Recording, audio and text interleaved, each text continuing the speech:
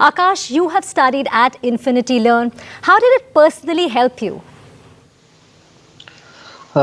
So I have been studying with Sri Chaitanya from like my sixth class onwards. But first thing I like at Sri Chaitanya is how like they have everything planned already. Like we have phases for revision and everyday timetable is planned.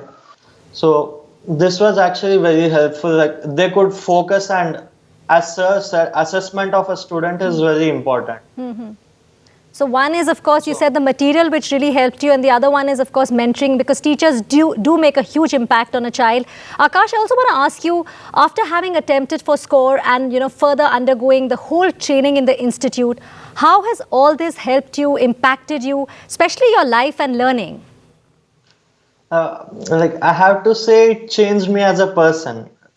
It changed my fundamentals, and like I've gained new skills of time management and pressure handling. Like like these are not something you just throw away after you give up your JEE or something. They stay with you for life.